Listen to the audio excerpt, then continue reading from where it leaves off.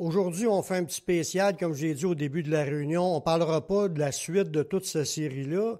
Aujourd'hui, on va particulièrement parler des fêtes juives.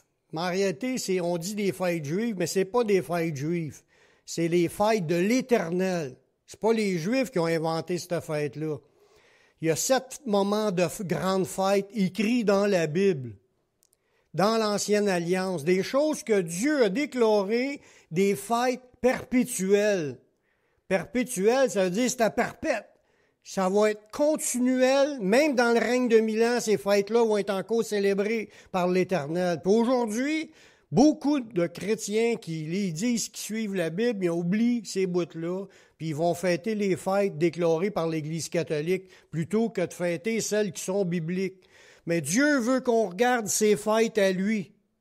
C'est des fêtes perpétuelles, puis ça a un message pour nous, pas juste pour nous, pour tout le monde sur la planète, mais en particulièrement envers ceux qui les lisent puis les comprennent, parce que ça a un message pour nous. On va parler des fêtes perpétuelles de l'Éternel, déclarées dans l'Ancien Testament par Moïse. C'est écrit noir sur blanc, on ne peut pas se tromper. C'est des fêtes instaurées par l'Éternel qui annoncent des événements à venir. La Bible dit que les fêtes de Dieu, là, ils ont été données par Dieu, puis sont l'ombre des choses à venir. Il y avait un but pourquoi Dieu célébrait ces fêtes-là, telle date. Il y a un but, c'était prophétique. Dieu veut que non seulement qu'on les sache, que ce qui s'est produit, mais qu'on se les rappelle parce qu'il y a un message qui est encore d'actualité pour nous aujourd'hui. Dans Colossiens 2,16, parce que même dans ce temps-là, les gens étaient méprisés parce qu'ils suivaient les fêtes juives. Puis le monde, là, quand il disait « Moi, je veux regarder, puis je veux savoir, puis si je suis intéressé », puis le monde se faisait juger par cela. Paul il écrit dans Colossiens que personne donc ne vous juge au sujet du manger, du boire, au sujet d'une fête, d'une nouvelle lune ou des sabbats.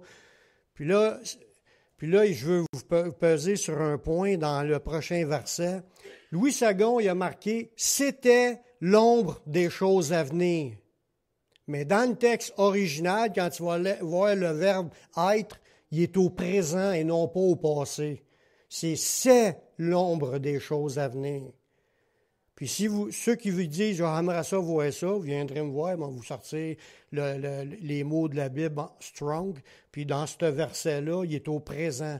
C'est pas des fêtes qui étaient l'ombre des choses à venir en voulant dire qu'ils ne sont plus l'ombre. Non, c'est l'ombre des choses à venir, c'est au présent, sont en cours d'actualité, puis les thèmes que Dieu a donnés étaient d'actualité dans le temps de Jésus, puis sont encore d'actualité dans le temps d'aujourd'hui. C'est l'ombre des choses à venir.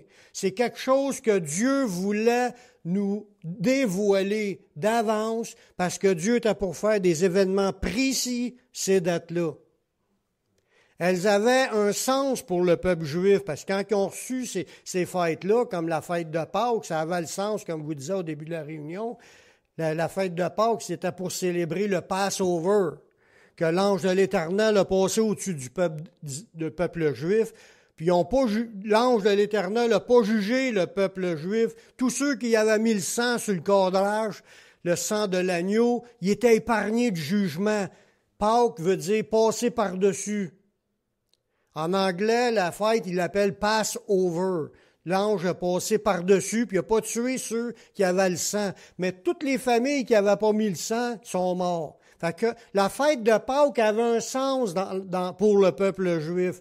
Les fêtes de l'Éternel avaient des sens pour le peuple juif, mais Dieu a annoncé ces fêtes-là comme l'ombre de choses à venir, puis il y a des choses précises qui se sont accomplies 2000 ans plus tard, puis il y en a d'autres précises qui vont s'accomplir 4000 ans plus tard. Vous allez comprendre dans quelle idée que je vous dis ça.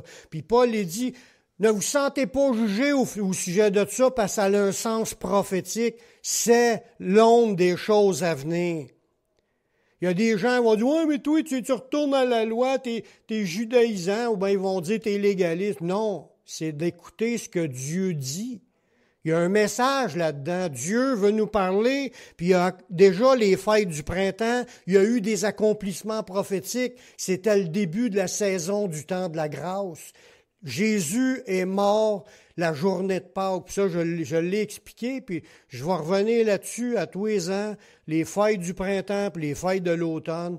Puis j'en ai parlé des fêtes du printemps, qu'est-ce qu'il y a eu comme accomplissement prophétique, puis ça rouvrait le temps de la grâce que nous sommes présentement. Puis les fêtes d'automne, c'est des fêtes pour symboliser, pour nous parler à propos de la fin de la période de grâce, le retour de Jésus.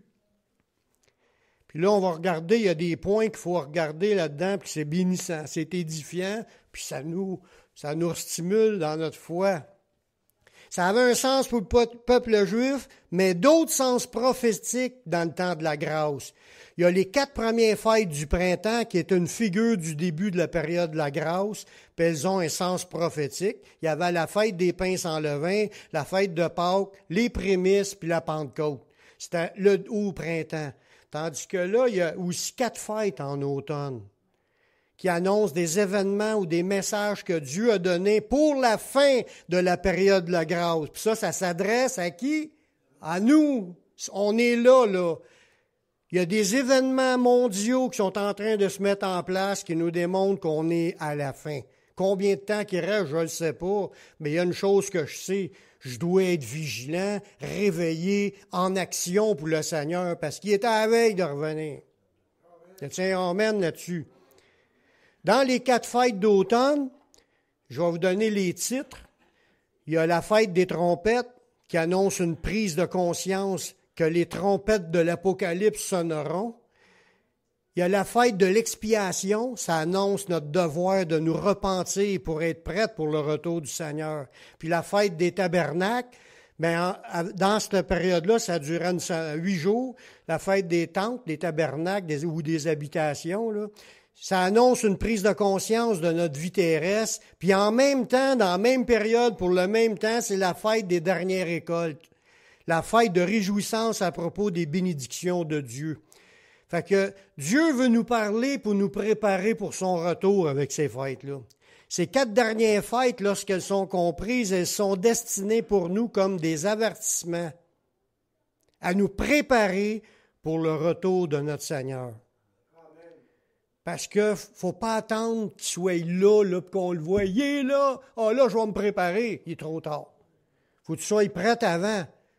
Pas juste accepter Jésus. Oui, accepter Jésus, il faut que ça soit vraiment avant, mais vigilant, réveillé, en train de servir le Seigneur. Vous allez voir, il y a des versets dans ce sens-là. Qu'est-il annoncé par les fêtes d'automne? Là, on va regarder les fêtes, mais aujourd'hui, on va regarder juste la première. Il va y avoir une suite la semaine prochaine, puis peut-être dans l'autre semaine. Puis cette fête-là, c'est la fête des trompettes. C'est la fête appelée Rosh Hashanah. Le mot Rosh Hashanah, c'était rajouté par le peuple juif, puis ils ont changé le sens de la fête. Eux autres, ils ont mis ça comme étant la fête du début de la nouvelle année. Parce que, pourquoi ils ont fait ça, je ne le sais pas, mais Dieu avait déjà dit que le début de l'année, c'était au mois de Nissan, le 1er de Nissan, c'était dans le mois de la fête de Pâques, au printemps. Dieu l'a déclaré que le premier de ce mois-là, le mois de Nissan, ou le mois des épis, c'était le premier jour de l'an. Mais eux autres, dans les temps, ils ont changé ça, puis ils ont appelé ça le jour de l'an, en appelant ça Rosh Hashanah, qui veut dire la tête au début de l'année.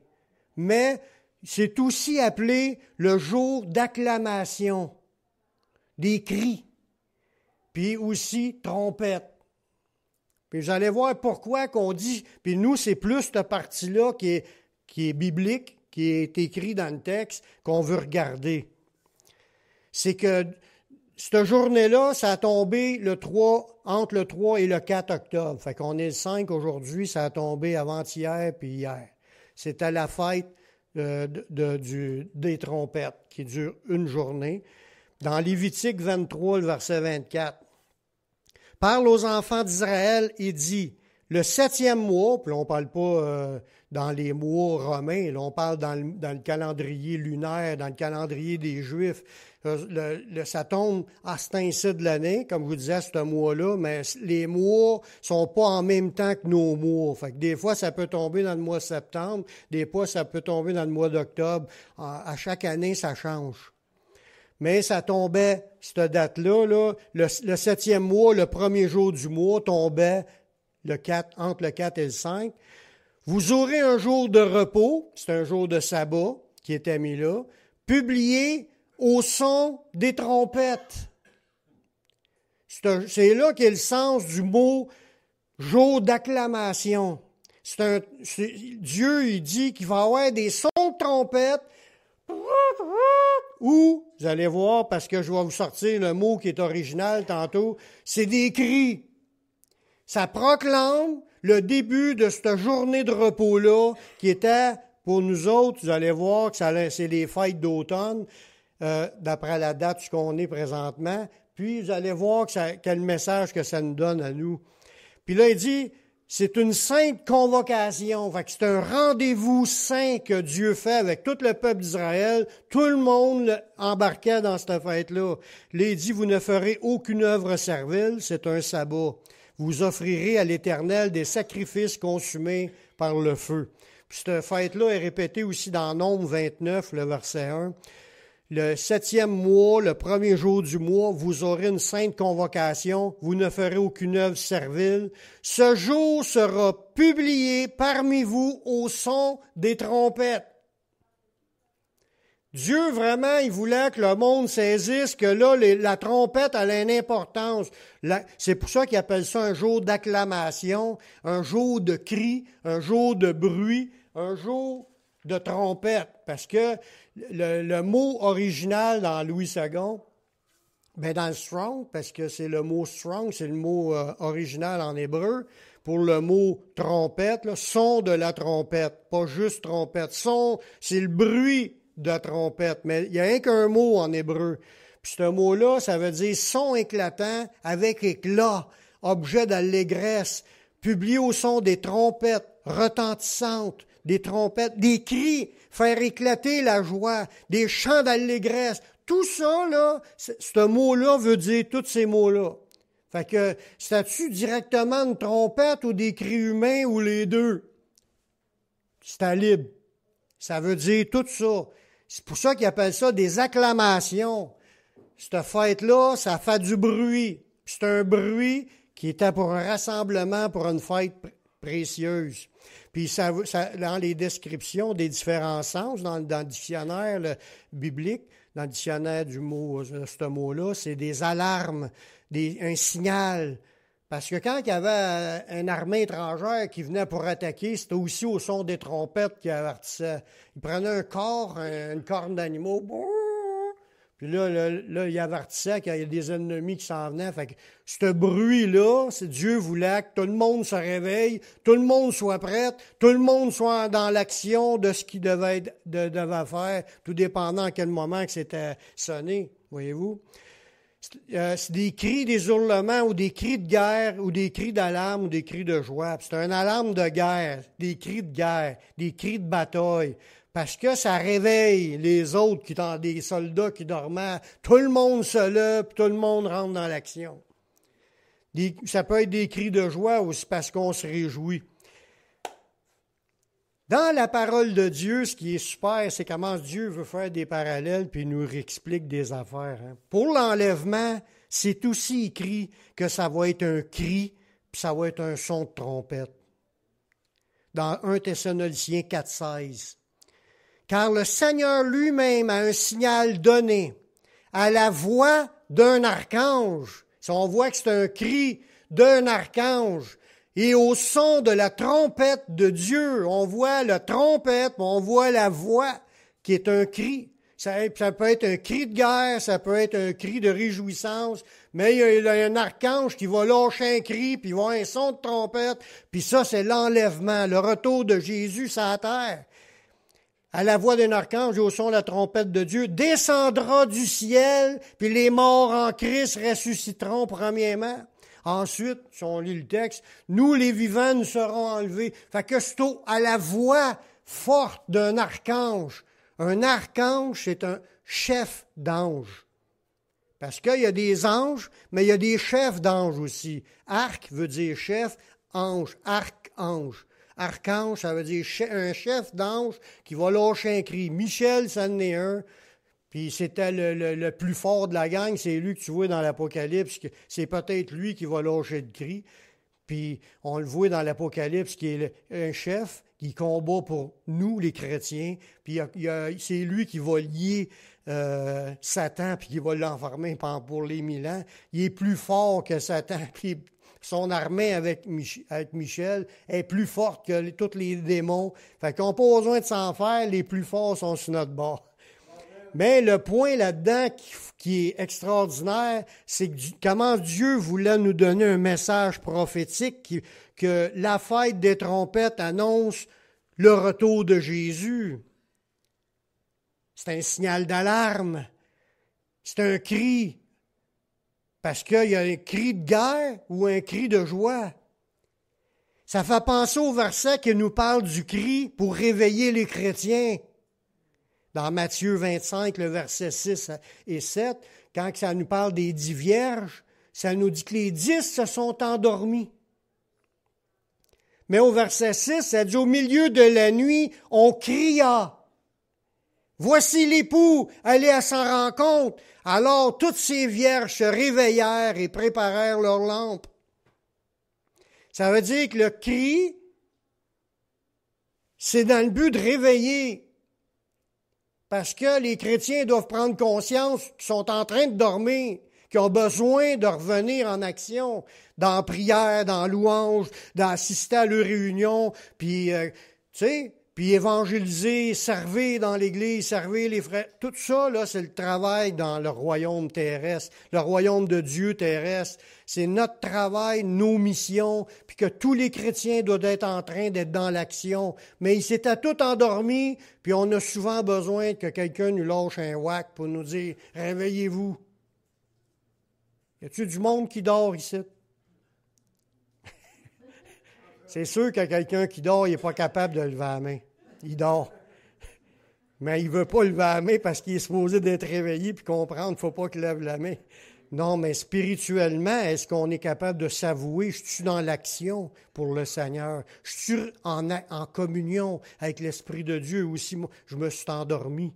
Peut-être qu'on s'est refroidi. Peut-être qu'on ne prie plus. Peut-être qu'on n'est plus intéressé d'aller à l'Église. Peut-être qu'on force tout le temps pour tout faire. On a besoin d'être réveillé puis d'entendre le cri qu'il faut se préparer parce qu'on est presque à la fin. Il ne faut pas que ce jour-là vienne à l'improviste.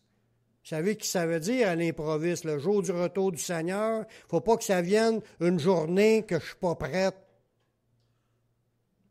Puis que je sois trouvé confus et éloigné de lui. C'est un autre verset qui dit ça. Les derniers 1000 sont toujours plus essoufflants, fatigants, pesants. Comme la course. Ben oui, comme la course, on est essoufflés. On est dans les derniers 1000, frères et sœurs.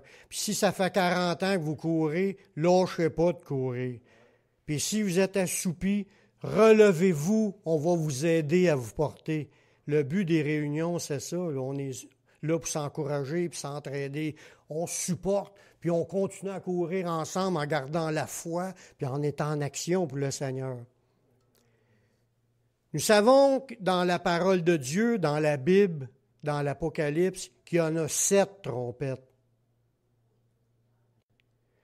Puis ces trompettes-là vont arriver, puis c'est des événements qui vont se dérouler sur la terre. Puis on le dit souvent, ça ne sera pas beau.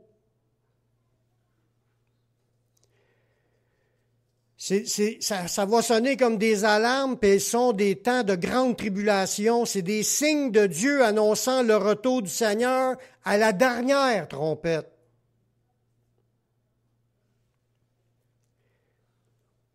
Lorsque la dernière trompette sonnera, ce sera un tournant pour notre planète. Là, il va être trop tard pour commencer à se bouger. C'est avant que ça sonne, les trompettes, qu'il faut déjà se préparer, qu'il faut déjà être dans l'action. afin d'être trouvés debout lorsque Jésus reviendra. Puis il va en sonner 7 qu'on a vu, des trompettes qui sont des cris d'avertissement. C'est une période terrible qui va se dérouler sur la terre. Des catastrophes se manifesteront sur la terre et dans le ciel, juste avant son retour, comme Jésus l'a annoncé dans Matthieu 24, dans Marc 13, dans Luc 21, puis dans l'Apocalypse au chapitre 8. Jésus nous a avertis afin qu'on reste vigilant. Vigilant, là, c'est le contraire de dormir. C'est de réveiller et en action. Être des chrétiens en action, c'est du monde qui sont en train de servir le Seigneur. Être en train de servir le Seigneur, c'est pas juste aller à l'église le samedi ou le dimanche ou le mercredi. C'est une des actions, mais c'est pas la seule action. J'espère que c'est pas la seule action que vous faites dans le Seigneur. Si vous ne savez pas dans quoi ce que le Seigneur vous a appelé, demandez-y. Dites-y que vous êtes disponible. Dites-y que vous voulez servir. Dites-y que vous voulez être dans son action. Dites-y que vous voulez trouver votre place. Tout le monde a reçu des dons. Tout le monde a reçu au moins, je dis au moins un don. Tu as reçu le don du Saint-Esprit qui contient tous les dons dedans.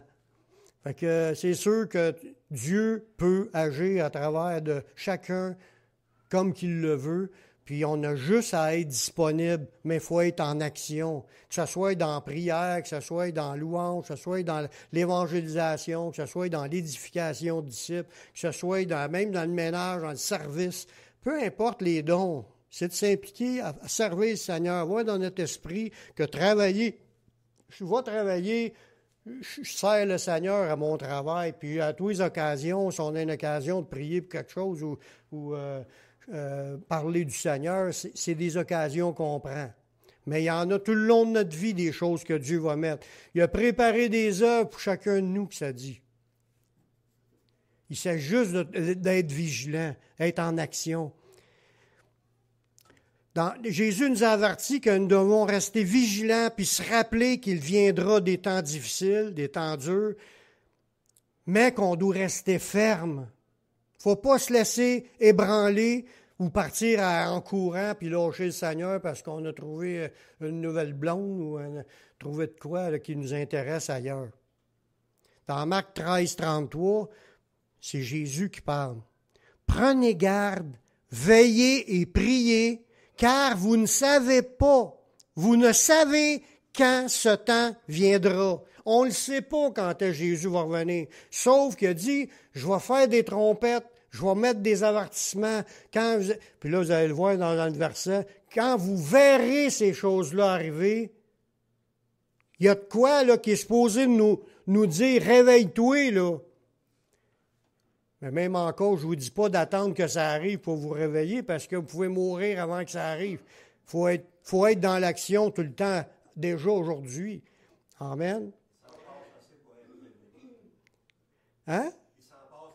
Oui, il s'en passe assez pour être déjà réveillé si on est attentif à tout ce qui se produit.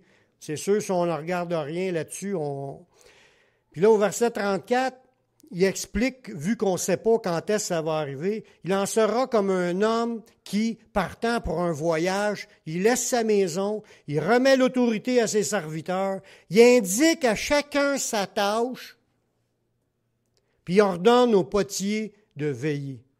Puis là, il nous dit à tous, veillez donc, car vous ne savez quand viendra le maître de la maison, ou le soir, ou le milieu de la nuit, ou au chant du coq, ou le matin. Craignez qu'il ne vous trouve endormi à son arrivée soudaine. Fête des trompettes, c'est une fête pour se rappeler, il faut toujours que je sois réveillé.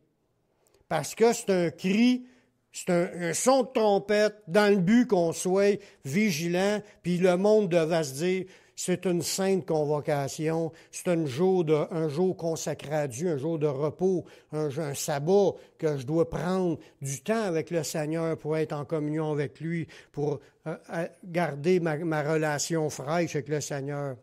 Craignez qu'il ne vous trouve endormi et à son arrivée soudaine. Parce que Jésus va revenir. Bon, oui, il donne des sons, mais il n'a pas dit à la date. Puis il y en a qui se sont aventurés et disaient des dates, puis ils sont trompés, toute la gang. Il n'y a pas de date dans la Bible, il y a juste des événements. Il dit quand vous verrez ces choses-là arriver. Et ce que je dis, Jésus dit ça, ce que je vous dis, je le dis à tous. Veillez. Veillez, ça veut dire soyez réveillés, spirituellement parlant. Ça ne veut pas dire qu'il faut passer la nuit debout. Réveillez spirituellement, toujours dans l'esprit de Dieu, vouloir servir le Seigneur, aimer les chrétiens, puis mettre en pratique ce que Jésus nous demande. Les avertissements nous permettent de rester sur nos gardes. Dans 2 Pierre 3,17, ça dit « Vous donc, bien-aimés, qui êtes avertis. » On est-tu avertis ou on ne l'est pas? Vous donc, qui vous êtes avertis, mettez-vous sur vos gardes, de peur qu'entraînés par l'égarement des impies. Parce qu'un impie, c'est quelqu'un qui ne cherche pas Dieu, qui ne prie pas. Puis il y en a plein autour de nous autres. Il y en a plus qu'on ne pense. Du monde qui ne prie pas et qui ne sont pas intéressés à chercher Dieu. Puis là, un chrétien peut être entraîné dans leur égarement. Puis commencer à croire le mensonge. Puis être troublé, puis de sortir du chemin du Seigneur. Il dit, et vous donc, bien-aimés qui êtes avertis, mettez-vous sous vos gardes de peur qu'entraînés par l'égarement des impies, vous ne veniez à déchoir de votre fermeté. Déchoir de sa fermeté, c'est être déchu de ta fermeté. T'as tombé en bas de ta fermeté, t'es rendu mou spirituellement, t'es rendu... Avant, tu étais ferme, puis là, tu es en haut, peut-être, puis là on suit l'égarement des impies, parce qu'on est rendu mou, puis on n'a plus de colonne, on n'est plus capable de s'affermer dans la vérité, puis de proclamer les vraies affaires, puis rester ferme dans ces choses-là. Oui, à tout vent de doctrine. Cette fête est un avertissement prophétique, puis est donné dans le but qu'on se prépare. Fait que ça devrait déjà, vu qu'elle a eu lieu hier, nous stimuler quand on entend ça. Hey, moi, il faut que je marche pour le Seigneur. Je veux rester ferme avec toi, Seigneur. Prends ma vie, conduis-moi, réveille-moi, puis montre-moi ce que je dois être en train de faire. Parce que je ne veux pas être trouvé à rien faire, endormi ou même éloigné, perdu dans l'égarement des impies quand que Jésus va revenir. Parce que là, ça va être laid. Parce qu'il va y avoir des chrétiens, la parabole des 10 vierges, là, il n'y en a rien que la moitié qui sont rentrés. Les autres sont tous restés là. Ils ont voulu rentrer par après, puis c'était non. Jésus a dit, quand vous verrez ces choses arriver, dans le prochain verset, levez vos têtes, notre délivrance approche. Les signes, les trompettes, les choses que Dieu met, là, qui nous montrent, hey, c'est en train de se faire, hey, c'est en train de se faire. Il dit, quand vous voyez des choses arriver, là, redressez votre tête. Des fois, les chrétiens marchent la tête par en bas, c'est down. Parce qu'il y en a qui sont quasiment gênés d'affirmer ce qu'on est en Jésus. Le monde rise des chrétiens, puis on pogne un dent. Voyons donc, contraire. On devrait être fiers de ce qu'on est et ce qu'on a. On est fiers de ce qu'on est et ce qu'on a. On a tout en Jésus. On a tout en Jésus, puis on doit être fiers de ce que nous sommes, des enfants de Dieu, qui marchent vers la cité céleste. C'est rien qu'une question de temps qu'on soit rendu là. Dans Luc 21, 27, « Alors on verra le Fils de l'homme venant sur les nuées avec puissance et une grande gloire. » C'est pas des farces, là. Ça, c'est quasiment un film de science-fiction. On est tellement habitué de voir des films de science-fiction avec des effets spéciaux qu'on pense pas que ça pourrait être des choses réelles, de voir quelque chose qui s'est jamais vu. Comment est-ce qu'il y en a qui ont déjà vu Jésus avec des milliards d'anges dans le ciel qui éclaire le ciel avec tous les êtres saints, les chrétiens morts, ressuscités. Qui a déjà vu ça? Personne. Puis, mec, ça arrive, nous, on va être dans « Wow! Pang! » On se ramasse avec eux autres en un instant, il y en a un clin d'œil. Mais les autres, le dentier va tomber à terre. Ils vont avoir un méchant down, c'est pas des farces, puis ils sont perdus. Puis là, ça dit dans un verset dans l'Apocalypse qui dit « Malheur à nous! L'agneau qui arrive avec sa colère, il est en colère. Qui peut subsister? » Ils vont se cacher des montagnes, puis des rochers, des grottes, pensant échapper à la colère de Dieu. Ça va arriver, alors on verra le Fils de l'homme venir sur les nuées avec puissance et une grande gloire. Puis là, dans Matthieu, le verset suivant, quand ces choses commenceront à arriver, là, on est dans Luc 21, il parle là de ce qui doit arriver avant son retour. Quand les choses commencent à arriver, c'est un verset qui est parallèle avec Matthieu 24. Il annonce des choses dans les temps puis avant le retour de Jésus. Quand ces choses commenceront à arriver, redressez-vous, levez vos têtes parce que votre délivrance approche. Fait que les fléaux, les catastrophes, les signes qui arrivent, qui sont déjà là pour bien des signes, puis il y en a d'autres qui doivent s'accomplir, on le sait que Jésus revient très bientôt. Il faut être prêt, il faut être dans l'action. Faut arrêter de regarder la terre comme Saint-Dante, puis être fier de ce que nous sommes, puis pas se laisser intimider. Notre délivrance approche. Dans Matthieu, lui est plus précis à ce niveau-là. Il dit « Aussitôt après la détresse », puis là, c'est les trompettes qu'il va y avoir dans l'Apocalypse, ces détresses-là. « Jésus reviendra pour nous chercher. » C'est ce que ça dit dans Matthieu 24, au verset 29. « Aussitôt après ces jours de détresse », fait qu'il va y avoir des détresses sur la terre. Il dit que le monde va mourir de peur dans l'attente qui survient sur la terre parce que la puissance des cieux va être ébranlée. Puis ils vont avoir des angoisses parmi les nations ils ne sauront que faire au bruit de la mer et des flots. Ça, cette angoisse-là est déjà là au niveau de la fonte des glaciers puis au niveau de la mer. Elle est déjà là, cette angoisse-là. Fait qu'il y a déjà une partie de cette prophétie-là d'accompli. Il en reste un autre, puis on va le voir, les signes dans le ciel, puis des... Quand il dit qu'il va voir les étoiles tomber du ciel, là, il parle là-dessus de bombes nucléaires. Il ne savait pas c'était quoi dans ce temps-là. Mais il a vu un paquet d'affaires tomber puis détruire des parties de la planète. S'il parle là-dessus de bombes nucléaires, on est-tu proche que ça arrive? Il y en a eu 2 de ces étoiles-là qui sont tombées au Japon, là. Hiroshima puis Nagasaki. Ça tombe, tu dois arriver, bang! La ville est décimée, elle n'existe plus. Le monde qu'il y avait là, ils sont tous morts. Puis il y a encore des radiations, là, puis il y a encore toutes sortes d'affaires, des conséquences terribles sur la planète. Imaginez une pluie de ça. Ça va être laid. C'est des signes avant le retour de Jésus. Fait qu'on pourra dire quasiment que c'est déjà accompli avec 2 missiles qu'il y a eu dans ce temps-là, là, après 50 ans.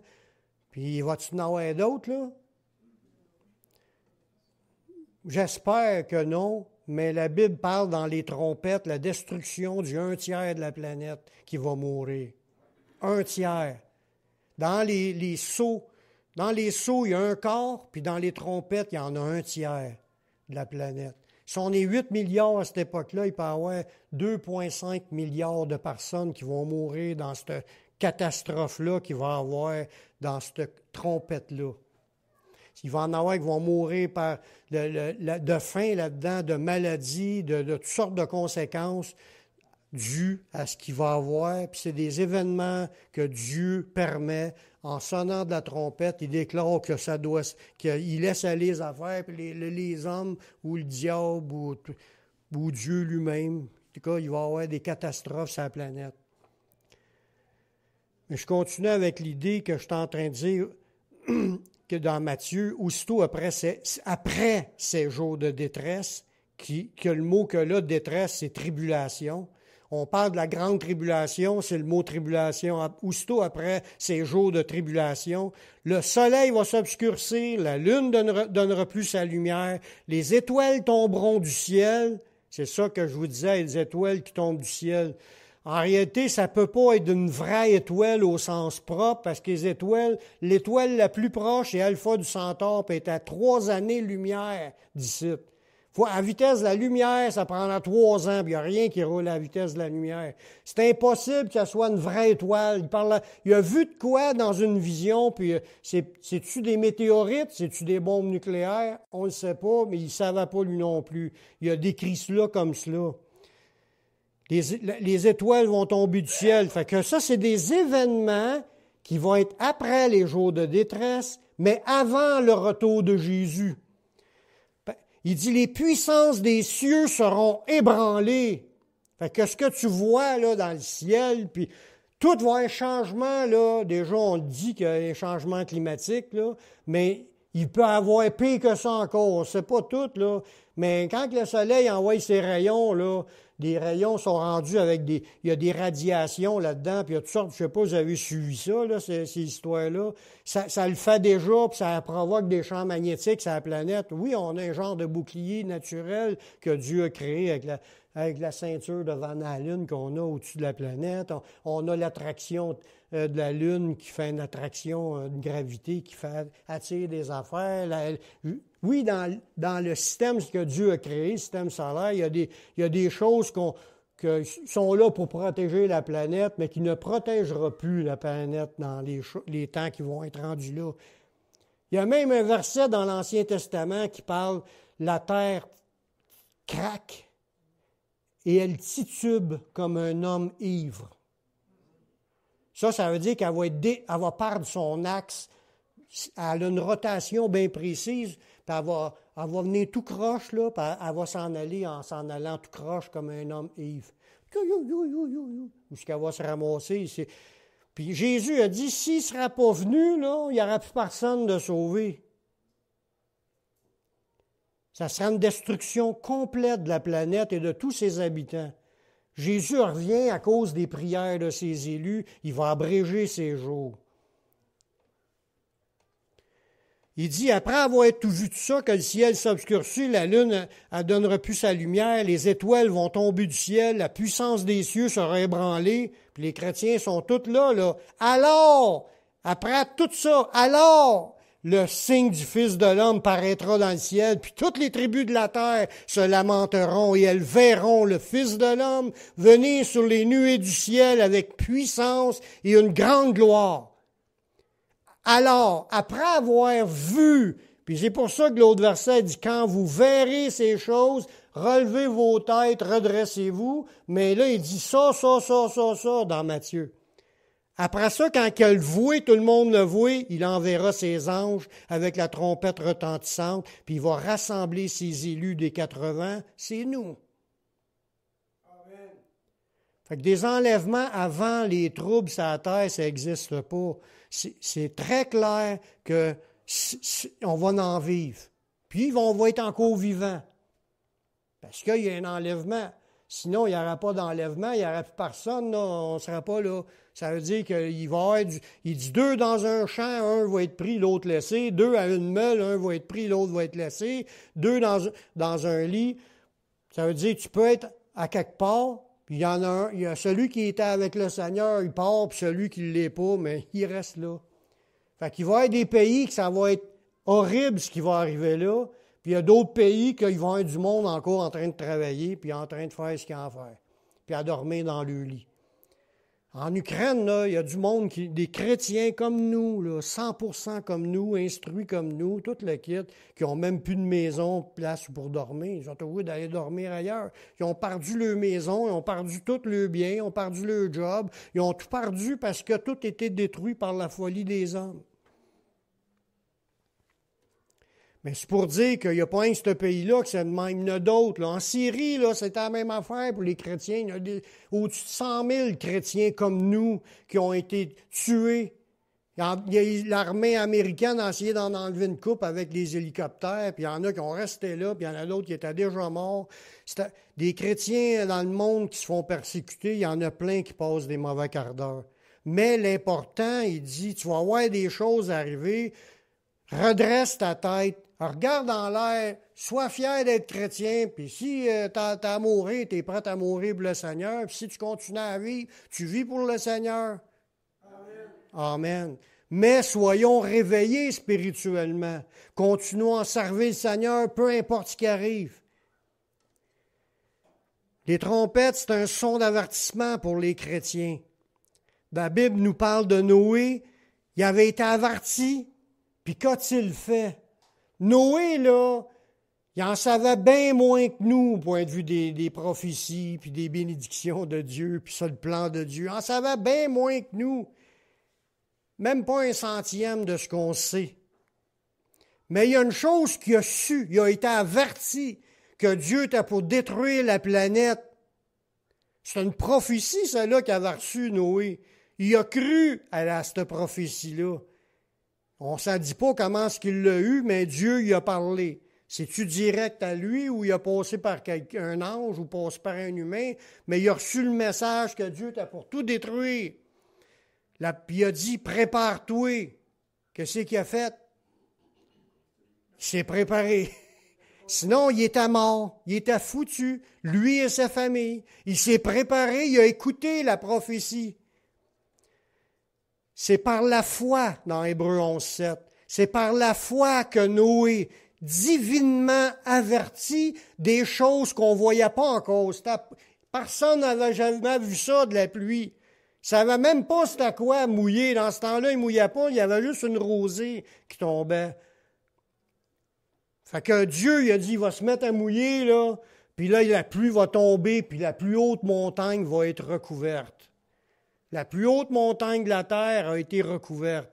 Puis Dieu n'a pas rien fait de la pluie, il a fait aussi que les sources d'eau de la terre sont aussi mis de la partie pour remplir, inonder, puis aller l'eau au-dessus de toutes les montagnes. Lui, il ne savait rien. Pour lui, c'était de l'imaginaire. Il ne savait même pas c'est quoi un film de science-fiction. Il n'avait jamais vu. L'imagination, nous autres, on la pousse en imaginant des choses qui n'existent pas. Lui, il ne connaissait rien de tout ça. Là. Il a cru Dieu tout de suite, puis il s'y met à l'œuvre. Il dit, saisi d'une crainte respectueuse, il construisit une arche pour sauver sa famille. C'est cette crainte respectueuse-là qu'on doit avoir. Croire ce que Dieu a dit. Croire ce qui est écrit. Puis faire ce qu'on a à faire. Parce que le jour où Jésus va venir nous chercher, peut-être avant l'enlèvement, il faut être déjà dans l'action. Craignez qu'il vous ne trouve endormis. C'est là. Aujourd'hui même, si on meurt d'une crise cardiaque, on n'a pas eu besoin d'attendre à l'enlèvement. Il fallait être prête aujourd'hui. Il faut être prête à chaque jour. Servir le Seigneur, être bouillant. Je n'entends pas des amen souvent. Des fois, on peut dire, oh, ça ne me parle pas. Ça nous passe au-dessus de la tête. Mais il faut que ça nous parle. Là. C'est quelque chose. Ce que je vous dis là, c'est comme si Dieu nous dit de nous préparer. On ne le sait pas, il y a peut-être quelqu'un dans le groupe qui va partir, là, qui va mourir. Il fallait qu'il entende ça. Une crainte respectueuse, c'est qu'on craint Dieu, puis on craint son message, puis on croit ce qu'il a dit, puis on respecte ça, puis on le fait. Parce qu'il nous l'a dit. Ce n'était pas des paroles en l'air. Saisi d'une crainte respectueuse, je construisis l'arche pour sauver sa famille. C'est par elle qu'il condamna le monde, puis il devint héritier de la justice qui s'obtient par la foi. Comment est-ce qu'on peut prouver à Dieu qu'on a la foi? C'est pas en disant n'importe quoi. C'est en mettant en pratique, en prenant au mot ce que Dieu a déclaré, puis en faisant ce qu'on a à faire. C'est de même qu'on démontre qu'on a la foi. Amen. L'apôtre Paul a spécifié qu'à la dernière trompette, le Seigneur descendra du ciel, les morts ressusciteront et nous serons enlevés avec eux transformés. Je finis avec ce dernier verset-là, 1 Corinthiens 15, 51. Voici, je vous dis un mystère. Nous ne mourrons pas tous, mais tous nous serons changés en un instant, en un clin d'œil, à la dernière trompette. La trompette sonnera, puis les morts ressusciteront incorruptibles, et nous serons changés. Amen. Ça, c'est l'espérance des chrétiens. Qu'on meure avant ou qu'on soit là debout à l'enlèvement, on va tous se retrouver là dans un corps incorruptible, changé en quelque chose de parfait qui ne péchera plus. Puis on va être bénis, bien en santé, dans la joie éternelle avec le Seigneur. Amen. On va faire une prière pour ceux qui écoutent. Il y a des gens qui écoutent sur Internet aussi. Puis Dieu vous invite, Dieu vous appelle. Puis c'est une question, c'est sûr que c'est individuel, là, mais c'est une question de vie ou de mort éternelle. Est-ce qu'on veut être sauvé? Est-ce qu'on veut être debout dans la présence de Dieu pour l'éternité? Il y a une seule manière. Il faut être chrétien, mais un chrétien bouillant pour le Seigneur. Faites cette prière avec moi pour vous engager à suivre le Seigneur.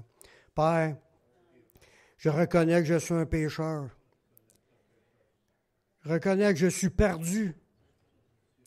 Mais je sais que Jésus-Christ, il est mort sur la croix. Il a versé son sang pour que je puisse être pardonné. J'accepte Jésus comme mon Sauveur, comme mon Seigneur. Prends ma vie, je te la donne. Je veux te suivre, je veux te servir tous les jours de ma vie. Et donne-moi ton Saint-Esprit pour qu'il me conduise dans la voie de la vie éternelle. Amen. Si vous avez fait cette prière, sachez que Dieu vous a entendu. Dieu, aussitôt que quelqu'un veut se repentir, Dieu te pardonne. Dieu ne met pas dehors celui qui vient à lui. Tu es sincère, tu as fait la prière pour t'engager devant le Seigneur. Crois que tu es pardonné, crois que tu es sauvé, puis il y a une nouvelle vie qui commence pour toi. Marche avec le Seigneur, sers le Seigneur. Va dans une église qui prêche la parole de Dieu, puis un jour, on va se retrouver dans la présence de Dieu pour l'éternité. Amen.